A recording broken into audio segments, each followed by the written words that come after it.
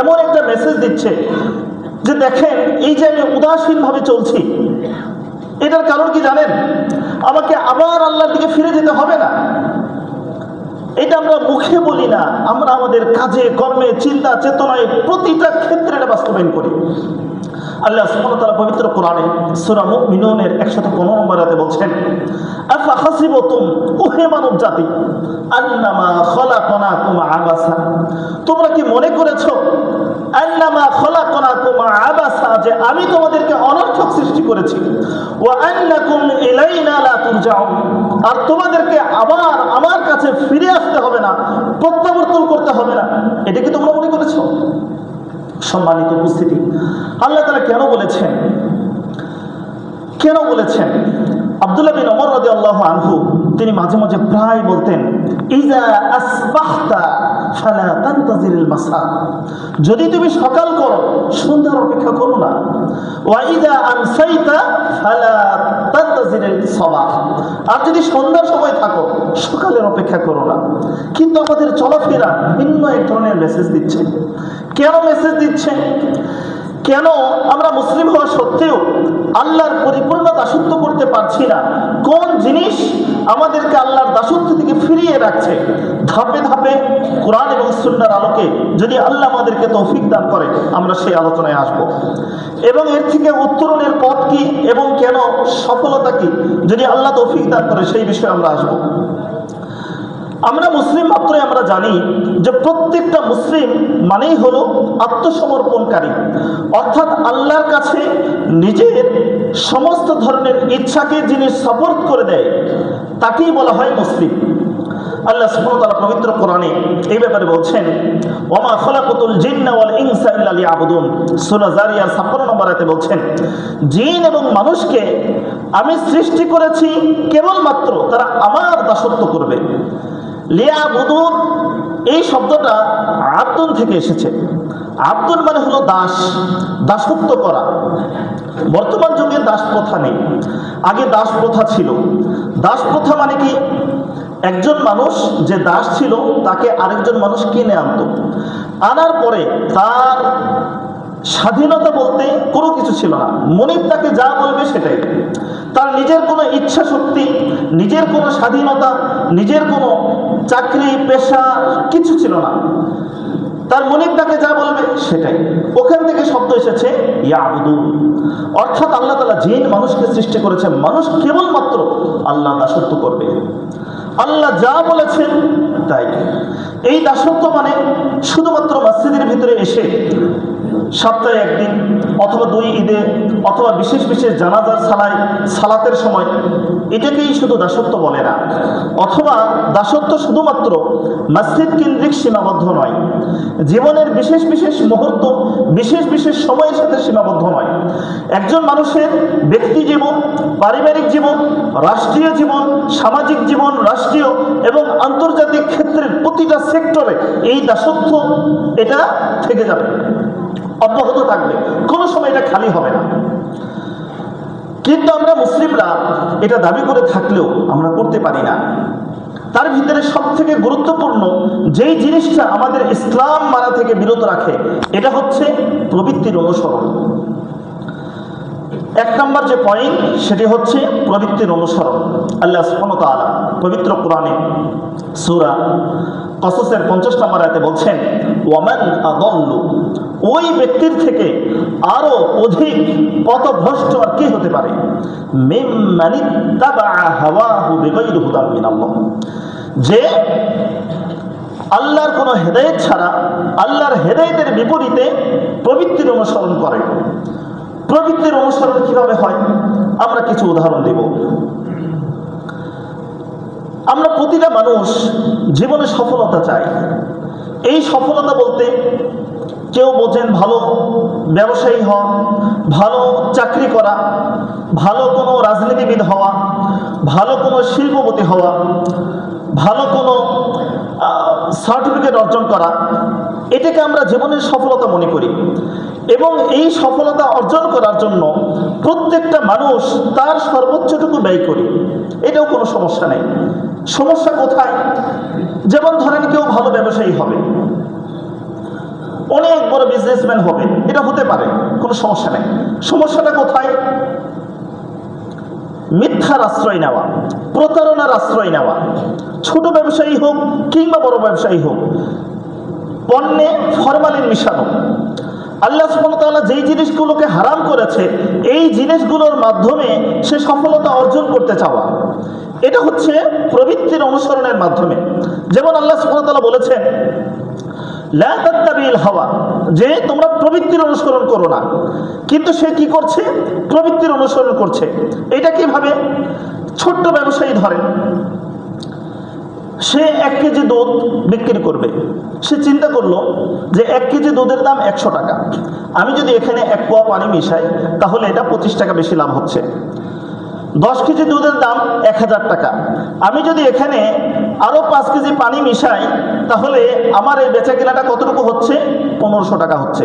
ছোট্ট ব্যবসায়ী হোক, কিন্তু এই যে সে দুনিয়াতে সফলতা অর্জনের জন্য প্রবৃত্তির অনুসরণ করলো, তার প্রবৃত্তি তাকে বোঝাচ্ছে একটু পানি দাও, ব্যবসা লাভবান হবে, একটু পানি দাও আর একটু টাকা পয়সা আসবে, একটু পানি দাও, কেউ দেখবে না, ধরার কোনো সুযোগ নেই, ধরার কোনো সিস্টেম নেই, সরকার, প্রশাসন, গোয়েন্দা বাহিনী কেউ তোমাকে এসে দেখছে না, একটু পানি দিয়ে দাও। প্রবৃত্তি তাকে প্ররোচিত করছে। আমরা যখন ইসলাম গ্রহণ করেছি, সাক্ষ্য দিয়েছি আশহাদু আল্লা ইলাহা ইল্লাল্লাহ, আল্লাহ ছাড়া কোনো ইলাহ নেই, অর্থাৎ বিধানদাতা একমাত্র আল্লাহ তাআলা।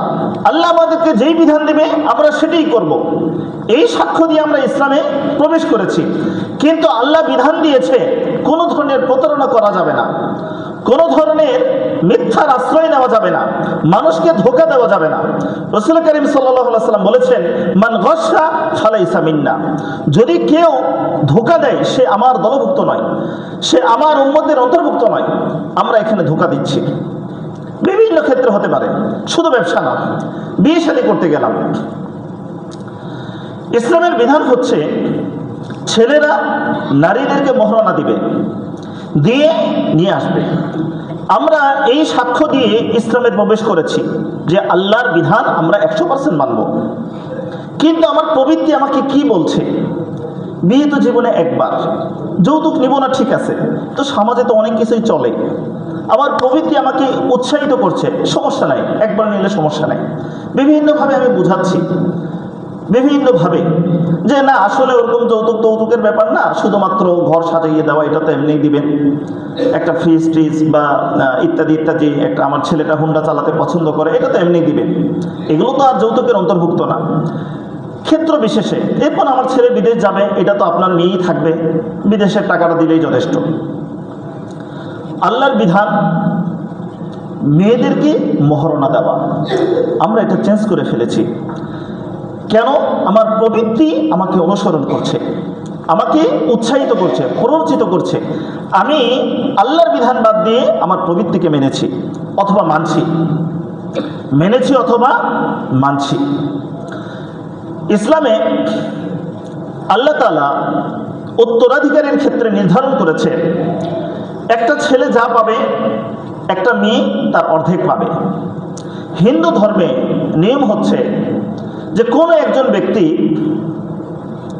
যদি মারা যায়, মেয়েদের কোনো সম্পদ থাকে না, অর্থনৈতিকভাবে মেয়েরা কোনো উত্তরাধিকারী হয় না, সম্পূর্ণটাই হয়ে যায় হচ্ছে ছেলে পক্ষ বা ছেলে যারা থাকে তারা পায়। আমরা যেহেতু ভারতবর্ষে দীর্ঘদিন একত্রিত ছিলাম, ভারত হিন্দু প্রধান রাষ্ট্র, সেখানের কৃষ্টি কালচার আমাদের ভিতরে চলে এসেছে। যখন এই সমস্ত বিষয় আসে, আল্লাহর বিধান আসে, বোনকে ঠকানো যাবে না, আবার আমার প্রবৃত্তি আমাকে উৎসাহিত করে, সমাজে এটা প্রচলন আছে, করি না কেন, করলে সমস্যা কি, সমাজে তো এটার প্রচলন আছে। তখন আমরা কি করি? একটা পরিবেশ তৈরি করি, বিভিন্ন মানুষ এসে ওই বোনটাকে বোঝায়, ভাইয়ের সম্পদ নিয়ে যাবে তো বিপদে বললে কোথায় আসবে, কে তোকে দেখবে, তোর স্বামী তোকে যদি ছেড়ে দেয় কে দেখবে। কাজেই এমন একটা পরিবেশ আমরা সৃষ্টি করি যে কোনোভাবে এই বোনের সম্পদ আমরা ফিরিয়ে দেই না। সম্মানিত উপস্থিতি, সালাত পড়তে পড়তে যদি কপালে কালো দাগ পড়ে যায়, বছরের পর বছর যদি কেউ হজ করতেই থাকে, কিন্তু বোনের সম্পদ যদি কেউ আত্মসাৎ করে থাকে, পরকালে সে পার পাবে না, কোনো নিস্তার নেই। আমার প্রবৃত্তি আমাকে উৎসাহিত করেছে, আমি এটা করছি।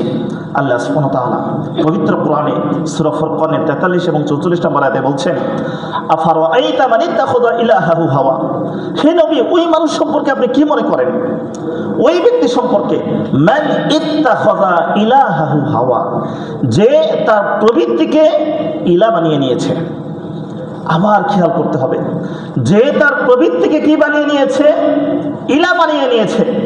তার প্রবৃত্তি তাকে বলছে দুধে পানি মিশাও, সে মিশাচ্ছে।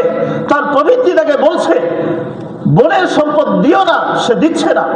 তার প্রবৃত্তি তাকে বলছে যে ওজনে কম দাও, সে ওজনে কম দিচ্ছে। তার প্রবৃত্তি তাকে বলছে যে প্রতিবেশীর সম্পদ একটু নিয়ে ফেলো, একটু নিয়ে ফেলো, 1 শতক 2 শতক 1 কাঠা 5 কাঠা 1 বিঘা নিয়ে ফেলো। সে তো দুর্বল, কি করবে? মামলা করার ক্ষমতা নাই, প্রশাসনিকভাবেও সে পারবে না। দল আমার ক্ষমতায় আছে, আমার আধিপত্য আছে, সে কি সম্পদ নিয়ে নাও, কোনো সমস্যা নেই। সম্মানিত উপস্থিতি, এই সমস্ত দুর্বল অসহায় মানুষ এমন জায়গায় মামলা করে দিবে যেই মামলার কোনো প্রতিরোধ করার ক্ষমতা পৃথিবীর কারো থাকবে না। সেখানে মামলা করে দিয়েছে। আমার প্রবৃত্তি আমাকে বোঝাচ্ছে তার সম্পদ নিয়ে ফেলো, আমি নিয়ে ফেলেছি।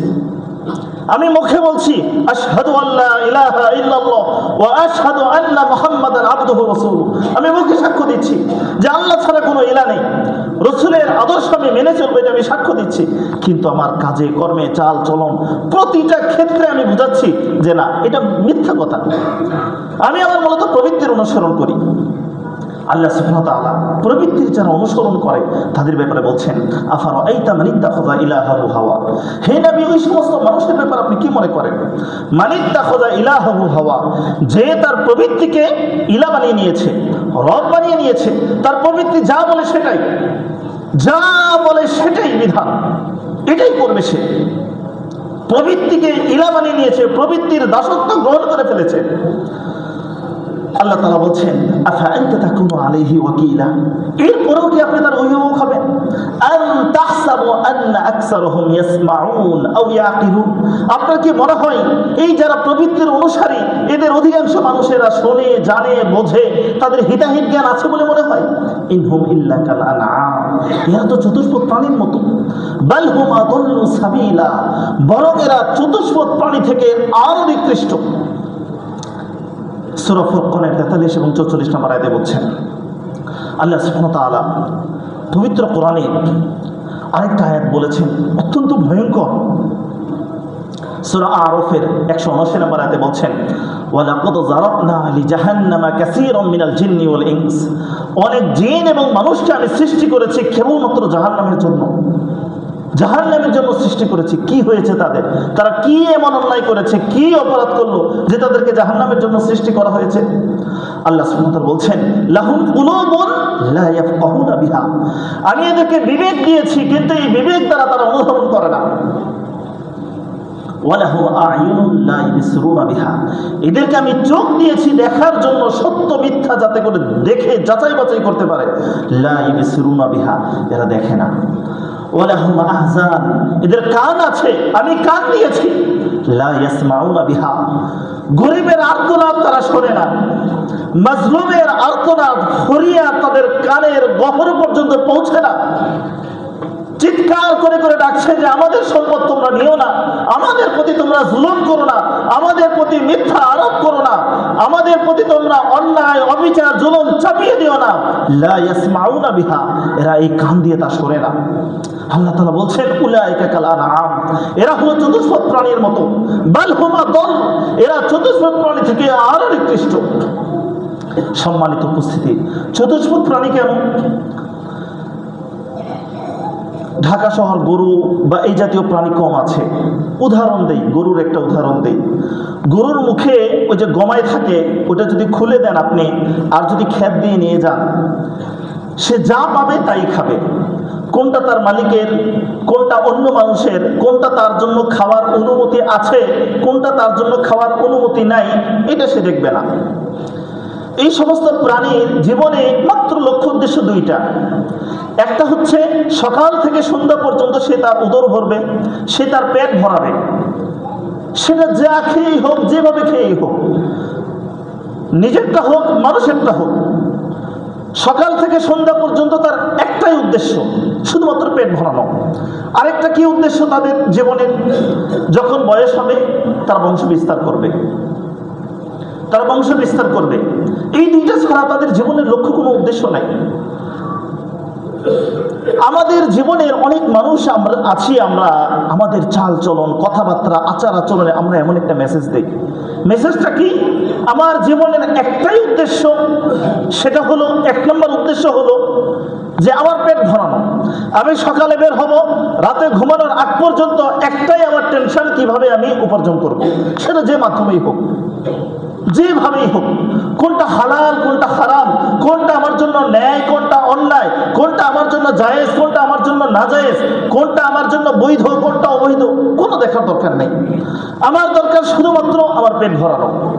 আরেকটা কি? 2 নম্বর উদ্দেশ্য হলো বংশ বিস্তার করব, আর কোনো কাজ নেই।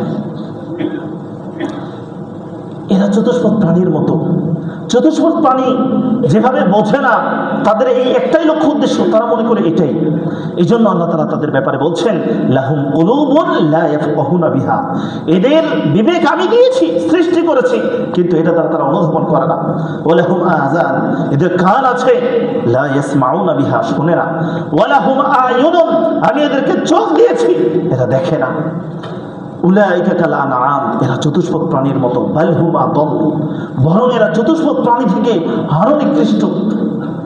সম্মানিত উপস্থিতি, আল্লাহর দাসত্ব করার জন্য সবার আগে প্রিয় খাঁটি মুসলিম হওয়ার জন্য, প্রিয় মুসলিম হওয়ার জন্য, মুমিন হওয়ার জন্য আমাদের যেটা করণীয়, একচ্ছত্রভাবে নফসের আনুগত্যকে আমাদেরকে বর্জন করতে হবে। যেখানে আল্লাহর বিধান, নফস যদি তার বিপরীত কিছু বলে, এটা বাদ দিয়ে দিতে হবে। নফসের কোনো দাসত্ব চলবে না। আমাকে বলতে হবে না, হে নফস আমি তোমাকে ইলা বানিয়ে নিলাম, হে নফস আমি তোমাকে রব বানিয়ে নিলাম। এই কথা মুখে বলতে হবে না, এটা কাজের মধ্য দিয়ে প্রমাণিত হয়, কাজের মধ্য দিয়ে এটা প্রমাণিত হয়। মানুষ আল্লাহর আনুগত্য থেকে ফিরিয়ে রাখার জন্য আরো বড় যে একটি মাধ্যম আছে, সেটি হচ্ছে বাপদাদার অন্ধ অনুসরণ করা। আল্লাহ সুবহানাহু ওয়া তাআলা পবিত্র কোরআনে বারবার এদের থেকে সতর্ক করেছে। এটা কোনো মুসলিমদের বৈশিষ্ট্য, আদর্শ হতে পারে না। পবিত্র কোরআনে সূরা বাকারার 170 নম্বর আয়াতে আল্লাহ তাআলা বলছেন, ওয়া ইযা কিলা লাহুম, এই সমস্ত মানুষদের যখন বলা হয়, ইত্তাবিউ মা আনজালাল্লাহ, যে আল্লাহ যা নাজিল করেছে এটা তোমরা মেনে নাও, এটার অনুসরণ করো, তখন তারা বলে, বাল নাত্তাবিউ মা আলফাইনা আলাইহি আবানা, আমরা তারই অনুসরণ করব, আমরা আমাদের বাপ দাদাকে যেই রীতি, যেই আদর্শ, যেই মানহাজ, যেই মাযহাবের উপর আমরা দেখেছি, আমরা সেটাই মানব। যে কোনো সময় কথায় কথায় বাপ দাদার দোহায়, এতদিন ধরে আমাদের পূর্বপুরুষ করেছে, সেটাকে ভুল হতে পারে?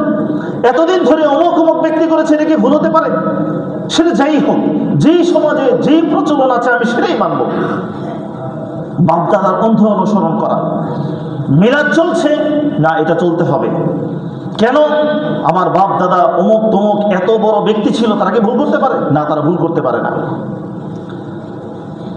বিভিন্ন জায়গায় যেইখানে যেই প্রচলন, যেইখানে যেই বিদআত, যেইখানে যেই কুসংস্কার, যেইখানে যেই শিরক আছে, সেটাকে অন্ধভাবে অনুসরণ করা।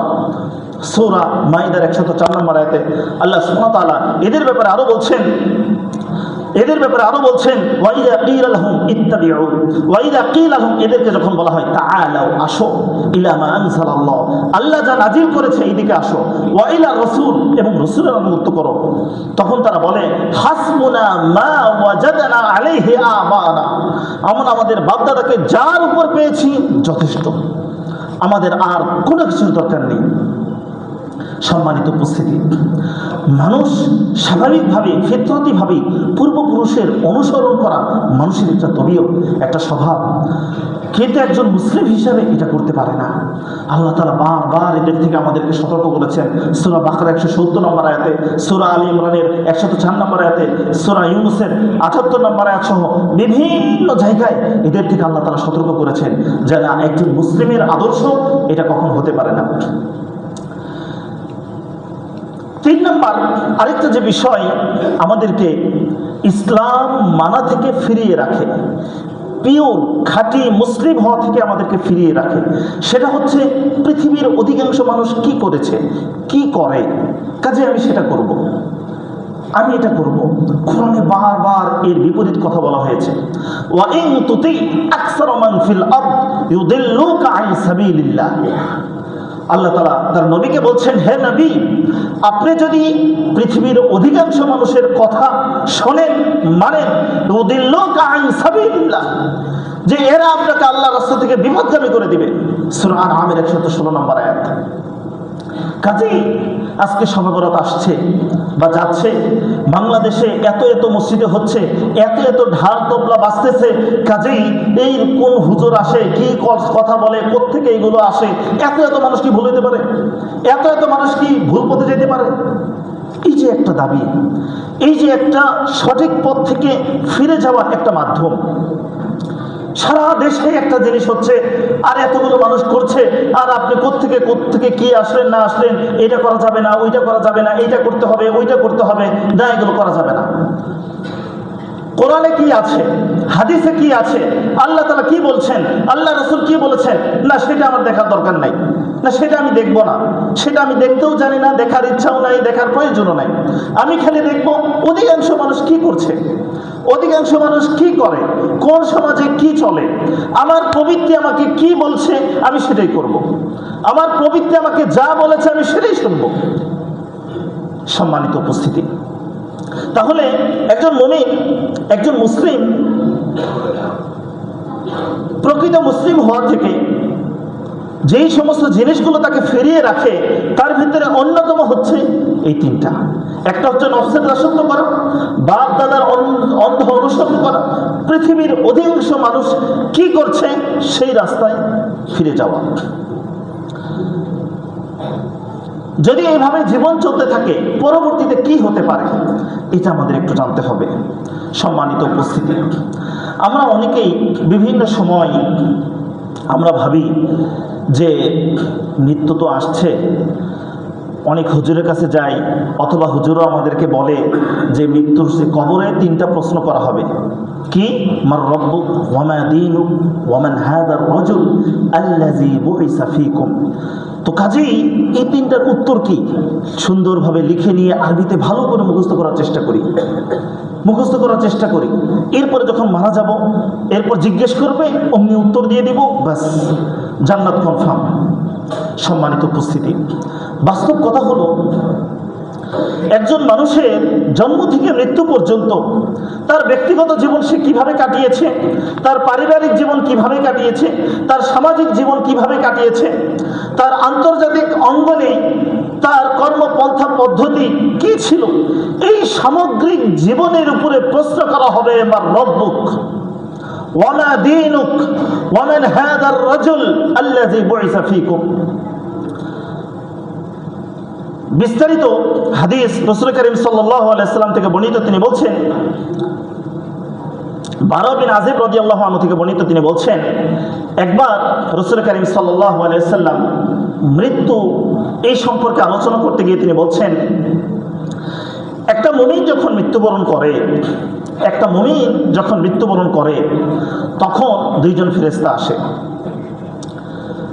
ফায়ুজলিসানিহি, তাকে বসাই, ফায়াকুলানি লাহু, তাকে বলে, মা রব্বুক, মান রব্বুক, তোমার রবকে। এই ব্যক্তি তার জীবনে যদি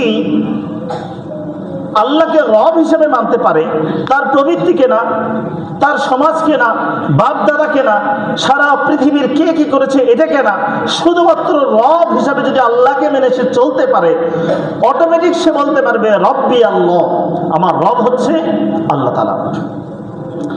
যদি কোনো মানুষ, এরপরে ফেরেশতারা তাকে আরেকটা প্রশ্ন করবে, ওয়া মা দীনুক, তোমার দিন কি?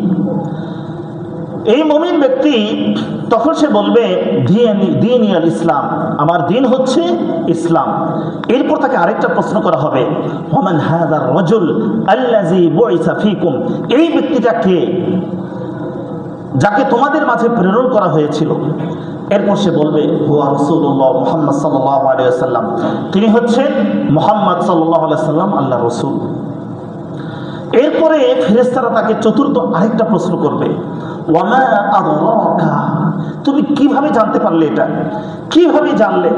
তখন সে উত্তর দিবে, ক্বরাতু কিতাবাল্লাহ, আমি আল্লাহর কিতাব পড়েছি, ফাআমানতু বিহি ওয়া সাদ্দাকতু, এই কিতাবের প্রতি আমি ঈমান এনেছি, এটাকে সত্যায়ন করেছি, এটা আমি আমার জীবনে বাস্তবায়ন করেছি, এটার কারণে আমার মুখ থেকে আজকে এই উত্তর এসেছে। এরপরে আসমান থেকে ফায়ুনাদি মুনাদিন মিনাস সামা, আসমান থেকে একজন ঘোষণা করবে, আন সাদাকা আবদি, আমার বান্দা সত্য বলেছে, ফাআফরিশুহু মিনাল জান্নাহ, জান্নাতের বিছানা তার কবরে বিছিয়ে দাও, ওয়া আলবিসুহু মিনাল জান্নাহ, জান্নাতের পোশাক পরিধান করিয়ে দাও, ওয়াফতাহু লাহু বাবান ইলাল জান্নাহ, এবং জান্নাতের সাথে তার কবরের একটা সংযোগ সৃষ্টি করে দাও, ফায়াতি মিন রাউহিহা ওয়া তুইবিহা, তখন জান্নাতের স্নিগ্ধ হাওয়া এবং সুবাতাস এই কবরে আসতে থাকবে। ফাইফসাহু লাহু ফি কবরিহি মাদ্দা বাসরিহি, তার চোখের দৃষ্টি যতদূর পর্যন্ত চলে যায় এটাকে বিছিয়ে দেওয়া হবে, প্রশস্ত করে দেওয়া হবে, যতদূর পর্যন্ত চলে যায়।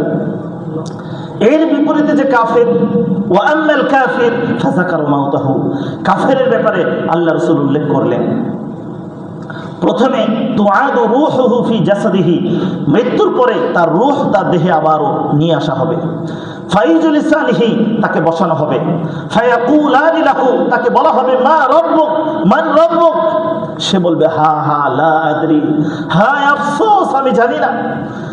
তাকে জিজ্ঞেস করা হবে ওয়ামা দীনুক, তোমার দিন কি, সে বলবে হা হা লা আদরি, আমি জানি না। এরপর তাকে জিজ্ঞেস করা হবে ওয়ামান হাযার রাজুল আল্লাযী বুইসা ফীকুম, এই ব্যক্তি কে যাকে তোমার কাছে প্রেরণ করা হয়েছিল, সে বলবে হা হা লা আদরি, হায় আফসোস আমি জানি না। কারণ সে দুনিয়াতে ধার ধারেনি, কখনো এটাকে মানেনি, এটাকে পরোয়া করেনি, সে তার নিজের পবিত্র অনুসরণ করেছিল, সে বাপ দাদার অন্ধ অনুসরণ করেছিল, দুনিয়ার অধিকাংশ মানুষ কি করে এটাকেই সে দিন হিসেবে মেনে নিয়েছিল, সে আজকে বলতে পারবে না। ফাইনাদি মুনাদি মিনাস সামা, আসমান থেকে একজন ঘোষণা করবে আল কাযাবা, সে মিথ্যা বলেছে, ফাআফরিশুহু মিনান নার, জাহান্নামের বিছানা বিছিয়ে দাও, ওয়া আলবিসুহু মিনান নার, জাহান্নামের পোশাক পরিধান করিয়ে দাও, ওয়াফতাহু লাহু বাবান ইলান নার, এবং জাহান্নামের সাথে তার কবরের একটা কানেকশন করে দাও, ওয়ায়ুদাইয়াকু আলাইহি কবরুহু, এবং তার কবরকে এতটা সংকীর্ণ করা হবে, হাত্তা তাখতালিফা আদলাহু বাইনা আদলাইহা, যে এক পাশের হাড়গুলো আরেক পাশের হাড়ের ভিতরে ঢুকে যাবে, ওয়ায়ুকাইয়িদ লাহু আ'মা ওয়া আবকা মুআসম, এবং একজন অন্ধ বধির একজন ফেরেশতাকে তার দিকে নিযুক্ত করা হবে, যাতে করে তাকে আঘাত করলে সে আওয়াজ করলে শুনতে না পায়, শুনলে মায়া লাগবে, শুনতে যাতে না পায়। মাহু মিরজাব্বাতুন মিন হাদিদ, এই ফেরেশতার সাথে এমন ভয়ঙ্কর একটি হাতুড়ি থাকবে, এত বড়, এত শক্তিশালী, এত ওয়েট, লাউ দুরিবা বিহা জাবাল, যদি এর দ্বারা কোনো পাহাড়কে আঘাত করা হয়, লাসারাত রুবা, সঙ্গে সঙ্গে সেই পাহাড় মাটির সাথে মিশে যাবে। ফায়াদরিবু বিহা দরবাতান, অতঃপর তাকে এমন একটি ভয়ঙ্কর আঘাত করা হবে, ইয়াসমাউহা মা বাইনাল মাশরিক ওয়াল মাগরিব ইল্লা সাকুলাইন, জিন এবং মানুষ ছাড়া পূর্ব পশ্চিমের সবাই আওয়াজ শুনতে পাবে। ফায়াসিরু তুরাবা, তখন সে মাটির সাথে মিশে যাবে। ওয়া তুআদু রূহুহু ফীহি ফী জাসাদিহি, এরপর আবার তার রূহ তার দেহে ফিরে নিয়ে আসা হবে, আবার তাকে শাস্তি দেওয়া হবে। এইভাবে তার শাস্তি চলতেই থাকবে, চলতেই থাকবে, চলতেই থাকবে। সম্মানিত উপস্থিতি, এই দিন আমাদের সবার সামনে, আমাদের সবার সামনে অপেক্ষমান, আমাদেরকে ডাকছে। মানুষের জীবন 60-70 বছর, নির্দিষ্ট মাপা একটা সময়, একটা দিন চলে গিয়েছে, তার মানে আমি মৃত্যুর দিকে একটু ধাবিত হয়েছি, আরেক দিন চলে গিয়েছে, আরেকটু ধাবিত হয়েছি, আরেক দিন চলে গিয়েছে, আরেক দিন ধাবিত হয়েছি। আমরা এই কথা কেউ বলতে পারবো না যে হুজুর রাখেন, আপনি জানেন এই যে আমি এভাবে চলাফেরা কেন করছি? আমার কবর আমার সামনে, আমার পিছনে রেখে এসেছি। কবর, হাসর নাসর যা আছে সব কিছু পার করে আমি চলে এসেছি। দেখেন আমি কত স্বতঃস্ফূর্ত ভাবে চলছি, আমার কোনো চিন্তা নেই। এই কথা আমরা কেউ বলতে পারবো না, কেউ বলতে পারবো না। আমরা ব্যবসা, চাকুরি, সফলতা, ক্যারিয়ারের পিছনে ছুটছি তো ছুটছি, হালাল হারামের কোনো খোঁজ খবর নেই। যেভাবে পারছি তো আমরা ছুটছি। হঠাৎ করে দেখবেন একদিন মালাকুল মাউত এসে আপনাকে কল করেছে, তৎক্ষণাৎ আপনার চোখ খুলে গিয়েছে। হায় রে, আমার ব্যাংকে 10 কোটি টাকা আছে, তার ভিতরে 8 কোটি টাকা মানুষের টাকা আমি অন্যায় করে রেখে দিয়েছি, মানুষের অন্যায় করেছিলাম। হঠাৎ করে ফোন আসছে মালাকুল মাউতের, আপনাকে এখনই যেতে হবে। হুঁশ চলে আসছে, আরে আমার পাশের বাড়ির মানুষের 2 কাঠা জমি আমি নিয়েছিলাম। কান্না করতে করতে, কোর্ট কাছারি ঘুরতে ঘুরতে তার অবস্থা খারাপ হয়ে গিয়েছে। আজকে আমার কি হবে? বোনের সম্পদ মেরে দিয়েছিলাম, যৌতুকের টাকা নিয়েছিলাম, সুদ খেয়েছি, ঘুষ খেয়েছি, অন্যায় অপকর্মে ভরপুর করে ফেলেছি। একটা বার সুযোগ দিন, 1 মিনিট, 5 মিনিট আমাকে সুযোগ দিন। আমি ব্যাংকের টাকাটা একটু দিয়ে আসি, অমুকের জমি নিয়েছিলাম একটু দিয়ে আসি, অমুকের প্রতি জুলুম করেছিলাম একটু মাফ করে আসি, মাফ চেয়ে আসি। একটা মিনিট আমাকে সুযোগ দেন। ফালাউ আন্না লানা কাররাতান ফানাকুনা মিনাল মুমিনিন। মানুষ আফসোস করবে, হায় আমাদের যদি একটা বার সুযোগ থাকতো আমরা মুমিন হয়ে যেতাম। তো এই সুযোগ আর দেওয়া হবে না, আর দেওয়া হবে না। যখন সেই কবরে আমরা চলে যাব, আমাদেরকে জিজ্ঞেস করা হতে পারে, আমাদের প্রত্যেককে জিজ্ঞেস করা হবে, মা রব্বুক, মা রব্বুক, ওয়া মা দীনুক, ওয়া মান হাযা আর-রাজুল আল্লাযী বুইসা ফীকুম। আমরা কেউ এই কথা বলতে পারবো না। এই শোনেন, সাবধান, আস্তে কথা বলেন। আপনি জানেন আমি কে? আমার ভয়ে অত্র একটা এলাকার মানুষ থরথর করে কেঁপেছে। একটা জেলার মানুষ, একটা বিভাগের মানুষ উঠেছে আর বসেছে। কোটি কোটি টাকা ব্যাংকে আছে, বিসিএস ক্যাডার। আমি এমপি ছিলাম, আমি মন্ত্রী ছিলাম, আমি প্রধানমন্ত্রী ছিলাম। একটু সাবধান, প্রশ্নটা করেন কিন্তু একটু সাউন্ডটা আস্তে করে করেন। সেই দিন কোনো সুযোগ থাকবে না, কোনো সুযোগ থাকবে না। আমাদের প্রত্যেকের ঠিকানায় একই জায়গাতে, একই জায়গায়, একই স্থানে, একইভাবে আমাদের প্রত্যেকের পরিস্থিতি দাঁড়াবে। সেই সময় আমাদেরকে এই প্রশ্নের উত্তর দিতে হবে। আমরা কেউ বলতে পারবো না আমরা রেখে আসছি। সম্মানিত উপস্থিতি, প্রতিটা জায়গায় কবর থাকে। রাসূল করিম সাল্লাল্লাহু আলাইহি ওয়াসাল্লাম জীবনের প্রথমে কবর জিয়ারত করতে নিষেধ করেছিলেন, নিষেধ করেছেন। কেন? কবর সংক্রান্ত হাজার হাজার শিরক, বিদআত, কুসংস্কার ছড়িয়ে পড়ে। আল্লাহ রাসূল পরে আবার অনুমতি দিয়েছেন। তিনি বলছেন, কুনতু নাহাইতুকুম আন জিয়ারাতিল কুবুর, কবর জিয়ারত করতে আমি নিষেধ করেছিলাম। ফাজুরুহা, তোমরা জিয়ারত করো। ফাইন্নাহা তুযাক্কিরুল আখিরা, কেন? এটা আখিরাতকে স্মরণ করিয়ে দেয়। সুতরাং যখন বের হবে একটু যাবেন, একটু গিয়ে দেখবেন কবরস্থানে, তাদের সাথে দাঁড়িয়ে একটু ভাববেন, নিজেকে একটু কবরের ভিতরে নিয়ে যে একটু চিন্তা করবেন, আহারে এই যে এই লোকটা শুয়ে আছে, তার ভয়ে কবরের উপর থেকে একটা মাছিও আজকে দৌড়াচ্ছে না, ভয় পাচ্ছে না। অথচ এই লোকের দাপটে এক সময় এলাকার মানুষ ঘুমাতে পারেনি, তাদের ভয়ে থরথর করে কেঁপেছে। আজকে তারা কোথায়? আজকে তাদের দাপট, আধিপত্য, ক্ষমতার জৌলস আজকে কোথায়? আজকে কোথায় তাদের টাকা পয়সা? কোথায় তাদের রাজনৈতিক বলয়? কোথায় গেল? কোথায় গিয়েছে আজকে তাদের? আজকে তারা শেষ, হারিয়ে গিয়েছে। আজকে তারা কেউ নেই। তারা এক সময় ছিল, আজকে তারা নেই। আমরা এক সময় আছি, আমরা থাকবো না। আমাদের প্রত্যেককে আমাদের আমলনামা বুঝিয়ে দেওয়া হবে।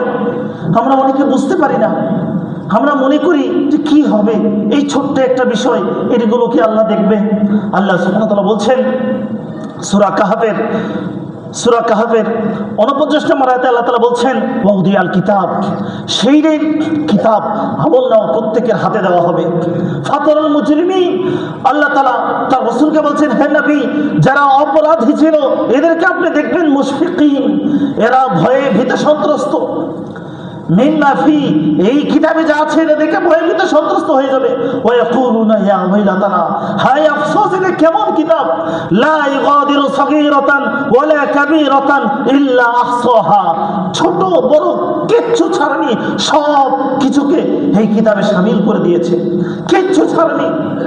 ওই যে একদিন চা খেতে গিয়ে মানুষের গীবত করেছিলাম, সমালোচনা করেছিলাম, এটা লিখে দিয়েছে। ওই যে একদিন রিক্সা ভাড়া না দিয়ে আমি চলে গিয়েছিলাম, ওইটা লিখে থাকবে। ওই যে একদিন ট্রেনে উঠেছিলাম, ভাড়া দেয়নি, ওটা লিখে থাকবে। ওই যে অমুকের একটু 4 আঙ্গুল জমি আমি মেরে দিয়েছিলাম, ওইটা সেদিন পাবেন। আল্লাহ তাআলা বলবেন ইকরা কিতাবাক, ইকরা কিতাবাক কাফা বিনাফসিকা আল-ইয়াওমা আলাইকা হাসিবা, যে তোমার কিতাব আজকে তুমি পড়ো, কারো পড়িয়ে দেওয়ার কোনো দরকার নেই। কাফা বিনাফসিকা আল-ইয়াওমা আলাইকা হাসিবা, যে আজকে তুমি কি আমল করেছো দুনিয়াতে এর জন্য তুমিই যথেষ্ট, কাউকে পড়িয়ে দেওয়ার দরকার নেই। তুমি পড়ো, তুমি যথেষ্ট, তুমি দেখবা যে কি করেছো তুমি। সম্মানিত উপস্থিতি, সেই দিন আমাদের সামনে আমরা প্রত্যেকটা জিনিস দেখতে পাবো। ফামাইয়ামাল মিসকালা যাররাতিল খায়রান ইয়ারা, যদি কেউ মিসকালা যাররা, একেবারে অনুপরিমাণ কোনো ভালো কাজ করে থাকে, ইয়ারাহু, সে দেখতে পাবে। ওই যে একদিন একটা ফকির আসছিল আপনার বাসার দরজায়, যে আমি সকাল থেকে কিছু খাইনি, আপনি খাইতে দিয়েছিলেন, আপনি একটু তাকে আপনার চেয়ারে বসিয়েছিলেন, তার প্রতি একটা সহানুভূতি ব্যক্ত করেছিলেন, এটা আপনি দেখতে পাবেন। ওই যে একদিন রোজাদারকে 1 গ্লাস পানি খাইয়েছিলেন, এটা দেখতে পাবেন। ওই যে একটা গরিব লোক আসছিল আপনার কাছে সান্ত্বনা নেওয়ার জন্য, তাকে হাসি মুখে একটা কথা বলে সান্ত্বনা দিয়েছিলেন, এটা দেখতে পাবেন। এর বিপরীতে সামান্য থেকে সামান্যতম একজন আর গাছের আম চুরি করে খেয়েছেন, তার কাছে মাপ চাননি, ওটা দেখতে পাবেন। ওই যে দুধে একটু পানি দিয়েছিলেন, এটা দেখতে পাবেন।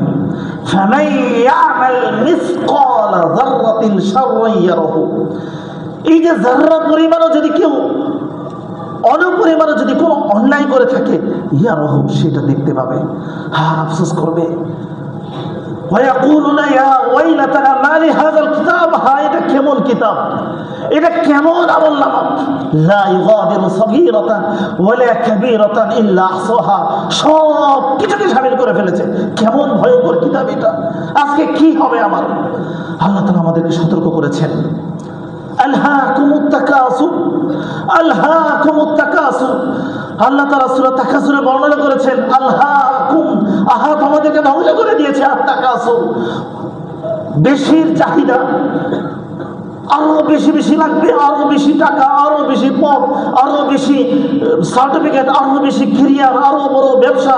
আলহাকুম, তোমাদেরকে ধ্বংস করে দিয়েছে। আর তাকাসুর, এভাবে করতে করতে হাত্তা যুরতুমুল মাকাবির, যতক্ষণ না পর্যন্ত তোমরা কবরের সাথে সাক্ষাৎ করবে, এই তাকাসুর তোমাদেরকে ধ্বংস করে দিয়েছে। আরো বেশি, আরো বেশি, আরো বেশি লাগবে, তোমাদেরকে ধ্বংস করে দিয়েছে।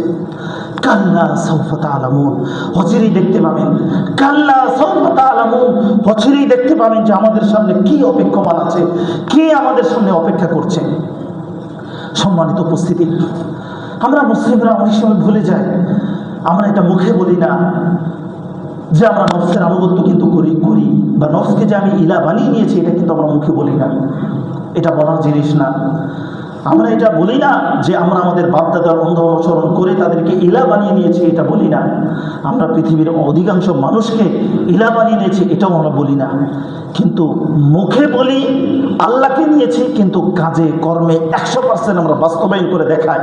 এটা মুখে এমনি বলি, এটার কোনো ভিত্তি নাই, এটার কোনো হাকিকত নাই, এটার কোনো মূল্যায়ন নেই। মূলত আমরা মুখে বলে আল্লাহকে মানি, আল্লাহর সামনে আমরা আত্মসমর্পণ করেছি, কিন্তু আমাদের কাজে কর্মে সব কিছু তার বিপরীত কিছু। সম্মানিত উপস্থিতি, সেই দিন আমাদের সামনে অপেক্ষমান আসছে। মসজিদের খাটিয়া থাকে, বিভিন্ন মসজিদে খাটিয়া থাকে। হঠাৎ করে একদিন শোনেন মসজিদ থেকে বা বিভিন্ন জায়গা থেকে ঘোষণা আসে যে অমুকে মারা গিয়েছে, অমুক টাইমে জানাজা, আমরা মনে করি যে আহারে মারা গেল। আপনি নিশ্চিত থাকেন ঠিক একদিন সুনির্দিষ্টভাবে আপনার নাম ঘোষণা করা হবে, এই খাটে আপনাকে নিতে যাবে। আশপাশে সবাই তাকিয়ে থাকবে, সবাই দেখবে, সবাই কাঁদবে, আপনাকে সেই অন্ধকার কবরে রেখে আবার চলে আসবে। সুনিশ্চিতভাবে আপনার জন্য যাবে। সবাই ফিরে এসে আবার যার যার কাজকর্মে নিবদ্ধ হবে। কেউ আর মনে রাখবে না দুনিয়াটা এরকম।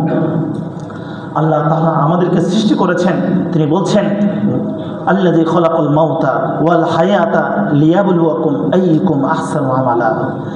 যে আল্লাহ তাআলা বলছেন যে তিনি তোমাদেরকে সৃষ্টি করেছেন পরীক্ষা করার জন্য, যে তোমাদের কে উত্তম কাজ করতে পারে, ভালো আমল কি করতে পারে, এটার জন্য আল্লাহ তাআলা আমাদেরকে সৃষ্টি করেছেন। এখানে থাকার জন্য সৃষ্টি করেনি। আমরা যে পৃথিবী নিয়ে, পৃথিবীর এক শতক জায়গা নিয়ে মারামারি করি, এই পৃথিবীর আপনারা জানেন, আমি শুধুমাত্র একটু উল্লেখ করছি, আমরা যে মহাদেশে, আমরা যে পৃথিবীতে বসবাস করি, এই পৃথিবীটা হচ্ছে মিল্কি ওয়ে গ্যালাক্সির অন্তর্ভুক্ত।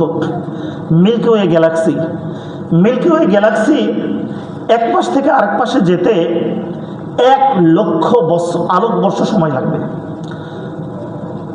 1 সেকেন্ডে যদি কোনো বিমান তৈরি করা হয় যেটা আলোর গতিতে চলে, আলোর গতি হচ্ছে 1 সেকেন্ডে 3,00,000 কিলোমিটার। 3,00,000 কিলোমিটার যাইতে পারে 1 সেকেন্ডে, এটা হচ্ছে আলোর গতি। আলোর গতিতে যদি কোনো রকেট চলে তাহলে মিল্কি ওয়ে গ্যালাক্সির এক পাশ থেকে আরেক পাশে যেতে 1,00,000 বছর সময় লাগবে। এরকম গ্যালাক্সি এই ভূমণ্ডলে 2 ট্রিলিয়ন আছে, 2,00,000 কোটি। সেই জায়গাতে আমাদের এই যে 1 কাঠা আধা কাঠা জমি কতটুকু, 1 বিঘা 5 বিঘা কতটুকু জমি, এটা কত নগণ্য। আমরা ছোটবেলায় দেখেছি, আপনারাও দেখেন, বাচ্চা দুইটা হঠাৎ করে দেখবেন মারামারি লাগছে। সেই মারামারি কি হয়েছে গিয়ে দেখলেন যে চকলেটের একটা কাগজ নিয়ে মারামারি, ও বলতেছে আমি নেব, ও বলতেছে আমি নেব। আপনি মনে করবেন না বাচ্চা মানুষ বোঝে না, এগুলো করে। আমাদের কাজগুলো এরকম। এই যে জমি যেটা আমরা বলি এটার মালিক আমি, আসলে কি আপনি এটার মালিক?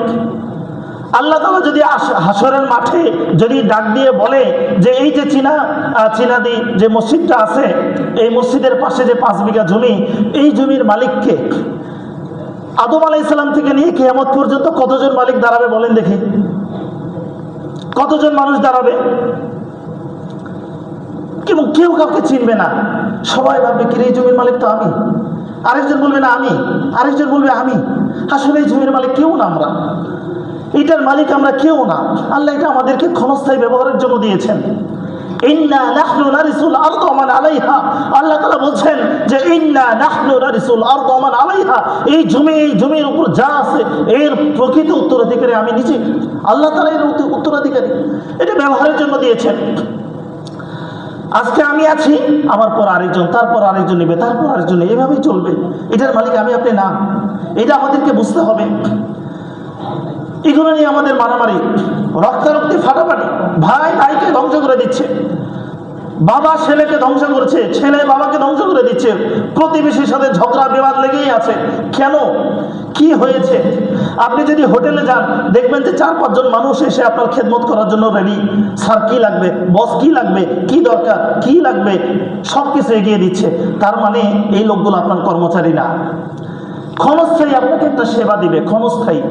আপনি হোটেল থেকে বের হওয়ার পরে তাকে আর ডাকতে পারবেন না, এদিকে আসে 1 গ্লাস পানি দাও। হোটেল থেকে বের হওয়ার পর যদি বলেন, আপনাকে যদি সে যদি ভদ্র না হয় আপনাকে একটা বকাও দিয়ে দিতে পারে, আরও মাইরও দিয়ে দিতে পারে। আপনি কি আমাকে চাকর পেয়েছেন নাকি? আপনারা হোটেলে আমার জন্য এত কিছু করলেন, আমি তো হোটেলে, ওটা আমার চাকরি ছিল। এখন কি আমি আপনার গোলাম নাকি? আপনি আমাকে যখন ইচ্ছা তখন ডাকতেছেন? কেউ করবে না। এটা ক্ষণস্থায়ী। এই জমিন আমাদের ক্ষণস্থায়ী। আপনি সর্বোচ্চ আপনার বাবার নাম খেয়াল রাখেন যে আমার বাবা আমাকে অনেক কিছু দিয়েছেন। আর একটু বেশি হলে আপনার দাদার কথাটা বলবেন যে আমার দাদা আমাকে এগুলো দিয়েছে। তার উপরে গিয়ে যাবেন, তাকে স্মরণ রাখবেন, তার কথা ভাববেন, তার জন্য দোয়া করবেন, এতটা করবেন না। অনেকে নামই জানেন না, বাবার নাম জানেন, দাদার নাম জানেন, এর উপরে নামই জানেন না। আপনি আজকে সারা পৃথিবীতে কিয়ামত ঘটিয়ে যত সম্পদ অর্জন করছেন, 100 বিঘা, 500 বিঘা, 1000 বিঘা আপনি রেখে যাবেন। এরপরের আপনার সন্তান কিছুটা আপনি মনে করবে, এরপরের প্রজন্ম আর কিছুটা কমবে, এরপরের প্রজন্ম আপনাকে মনেই করবে না, ভাববেই না আপনাকে, আপনার জন্য একদিন দোয়াও করবে না, আপনার নামই জানবে না। কার জন্য? তাহলে কেন আমরা আমাদের পরকালকে বিসর্জন দিয়ে এই উপার্জনের পিছনে আমরা ছুটেছি? আফা হাসিবাতুম আন্নামা খালাকনাকুম আবাসা, ওহে মানুষ, তোমরা কি মনে করেছো যে আমি তোমাদেরকে অনর্থক সৃষ্টি করেছি? তোমরা কি এটা মনে করেছো ওয়া আন্নাকুম ইলাইনা লা তুরজাউন, তোমাদেরকে আবার আমার দিকে ফিরে আসতে হবে না, প্রত্যাবর্তন করতে হবে না? এটা কি তোমরা মনে করেছো? তাহলে কেন আবার আমাদেরকে ফিরে যেতে হবে? সর্বশেষ চূড়ান্ত সফলতা আল্লাহ তাআলা যেটি বলেছেন, এটি বলার মধ্য দিয়ে আজকে আমার বক্তব্য শেষ করব। সম্মানিত উপস্থিতি, আমরা মনে করি সফলতা, কেউ মনে করি ব্যবসায়ী সফল, আরেকটু হলেই সফল, আরেকটু হলেই সফল, কেউ মনে করি চাকরি, কেউ মনে করি ডিগ্রি, কেউ মনে করি রাজনৈতিক পদমর্যাদা, সামাজিক অবস্থান, এই সব কিছু ক্ষণস্থায়ী। আপনি যেটাকে সম্মান মনে করছেন, এটা আরেকজনের কাছে অসম্মান। আপনি মেম্বার হওয়ার জন্য অনেক কিছু মনে করছেন, আরেকজন মানুষ যে এমপি বা মন্ত্রী হয়ে গেছে অলরেডি, তার কাছে মেম্বার এটা অসম্মানজনক। এটা কোনো পদ হইল? অসম্মানজনক। তাহলে প্রকৃত সফলতা আসলে কোনটা? আল্লাহ সুবহানাহু ওয়া তাআলা বলছেন সূরা মুমিনুনে, সূরা আলী ইমরানের 185 নম্বর আয়াতে, কুল্লু নাফসিন যায়িকাতুল মাউত, প্রত্যেকটা মানুষকে মৃত্যুর স্বাদ গ্রহণ করতে হবে। ওয়া ইন্নামা তুওয়াফাউনা উজুরাকুম ইয়াউমাল কিয়ামা, এই প্রত্যেকটা মানুষকে পরিপূর্ণ প্রতিদান দেওয়া হবে কিয়ামতের দিন। ফামান যুহজিহা আনিন নার, যেই ব্যক্তি জাহান্নাম থেকে মুক্তি পাবে, ওয়া উদখিলাল জান্নাহ, এবং জান্নাতে প্রবেশ করানো হবে, ফাকাদ ফাজ, শুধুমাত্র সেই সফল, শুধুমাত্র সেই সফল। এর আগে যেই মনে করেন না কেন, ব্যবসা বাণিজ্য, টাকা পয়সা, বাড়ি গাড়ি, রাজনৈতিক প্রেক্ষাপট, ক্ষমতা, আধিপত্য, এই সব কিছু হলো ক্ষণস্থায়ী। যদি এটা আপনি অন্যায়ভাবে করেন, তাহলে চিরস্থায়ী সফলতাকে ধ্বংস করে এই অন্যায়ের পথটা আপনি ধরে আপনি সারা জীবনের জন্য ধ্বংসের পথে ধাবিত হয়ে গেলেন। অনন্তকালের জন্য আপনি জাহান্নামের দিকে চলে গেলেন। সম্মানিত উপস্থিতি, কাজেই চূড়ান্ত সফলতা আপনি সেই দিন বুঝতে পারবেন যেই দিন দেখবেন আপনি জাহান্নামে না গিয়ে আল্লাহ আপনাকে জান্নাত দিয়েছেন, সেই দিনই মনে করবেন চূড়ান্ত সফলতা। সম্মানিত উপস্থিতি, আমাদের সময় একেবারে শেষ লগ্নে, আমরা সংক্ষিপ্ত আকারে দুই একটি কথা বলেই আমরা শেষ করব। সেটি হচ্ছে যে এতদিন তাহলে যা হয়েছে বিভিন্ন অন্যায়, আমাদের করণীয় কি? কোনো কিছু করণীয় আছে কিনা? আছে। বিভিন্নভাবে কোরআন হাদিসে আল্লাহ তাআলা উৎসাহিত দিয়েছেন, তওবা করতে হবে। আল্লাহ রাসূল বলছেন, কুল্লু বানি আদম খাত্তাউন ওয়া খায়রুল খাত্তাইন আত-তাওয়াবুন, প্রত্যেকটা মানুষ গুনাহগার, আর এর ভিতরে সবথেকে ভালো যারা তওবা করে, অনুশোচনা করে, ফিরে আসে, আল্লাহর পথে ফিরে আসে। এই তওবা করার জন্য আমাদের সবার আগে যে কাজটি করতে হবে সেটি হচ্ছে আল ইকলাউ আনিজ যুনুব, অন্যায়কে ছেড়ে দিতে হবে। যে অন্যায়টা করেছেন এটা ছেড়ে দিতে হবে। 2 নম্বর হচ্ছে অনুশোচনা করতে হবে, আন-নাদাম আলা মা ফাত, যা হয়েছে অনুশোচনা করতে হবে, একনিষ্ঠভাবে অনুশোচনা করতে হবে। 3 নম্বর হচ্ছে আল আযাম আলা আদামিল আউদা, দৃঢ় সংকল্প করতে হবে আর কোনো দিন এই গুনাহ আমি করব না। আরেকটা শর্ত, 4 নম্বর শর্ত হচ্ছে যদি মানুষের হক সংক্রান্ত কোনো বিষয় থাকে এটা ফিরিয়ে দিতে হবে। আজকে নিয়ত করেন, বোনের সম্পদ যদি কেউ নিয়ে থাকেন এটা দিয়ে দিবেন। আপনার এই সালাত খুব একটা কাজে আসবে না যদি এটা না করেন। ফুফুর সম্পদ আপনার বাবার ভিতরে রয়ে গেছে, আপনার বাবা দুনিয়া থেকে চলে গেছে, ফুফুর সম্পদটা দিয়ে দিবেন, দিয়ে দিবেন। যৌতুকের সাথে সম্পৃক্ততা থাকলে এটা দিয়ে দিবেন। ঈদের সময় বাইনা ধরবেন না, ঈদের সময় আসছে, কই হাদিয়া তোফা তো কিছু আসতেছে না, কুরবানি ঈদ আসতেছে, কই একটা গরুর আনন্দ আসলো না, এগুলো করবেন না। এগুলো আল্লাহ সন্তুষ্টি অর্জন করতে পারবেন না। দুনিয়ার চাকচিক্য আপনাকে জাহান্নামে নিয়ে যাবে। আলহাকুমুত তাকাসুর হাত্তা যুরতুমুল মাকাবির, অধিক লাগবে, বেশি বেশি করতে করতে আপনি থামছেন না কবরের মাটি খাওয়ার আগ পর্যন্ত। কাল্লা সাউফা তা'লামুন, অচিরেই বুঝতে পারবেন এর ফলাফল কি হতে পারে, এর ফলাফল কি হবে। তো কাজেই মানুষের হক সংক্রান্ত কোনো বিষয় থাকলে এটা ফিরিয়ে দিতে হবে। আরেকটা হচ্ছে মৃত্যুর আগেই তওবা করতে হবে। তাহলে 1 নম্বর গুনাহ গুনাহ বর্জন করতে হবে, তওবার জন্য শর্ত। 2 নম্বর হচ্ছে অনুশোচনা করতে হবে। 3 নম্বর দৃঢ় সংকল্প করতে হবে আর এটা করবেন না, এই গুনাহ কোনোদিন করবেন না। 4 নম্বর মানুষের হক সংক্রান্ত ব্যাপার থাকলে এই হকটা দিয়ে দিতে হবে। আর 5 নম্বর হচ্ছে যে মৃত্যুর আগেই তওবা করতে হবে। একনিষ্ঠভাবে যদি তওবা করেন আল্লাহ তওবা কবুল করবেন। পিছনের যত বড় গুনাহ হোক না কেন আল্লাহ ক্ষমা করে দিবেন। আল্লাহ আমাদের সকলকে প্রকৃত মুসলিম এবং তার জীবন আদর্শ কী হওয়া উচিত, কেন হওয়া উচিত এটা জানার, বোঝার এবং সেই অনুপাতে আমল করার তৌফিক দান করুন। আমিন। আকুলু কওলি হাযা আস্তাগফিরুল্লাহ লি ওয়া লাকুম। আসসালামু আলাইকুম ওয়া রাহমাতুল্লাহি ওয়া বারাকাতুহু।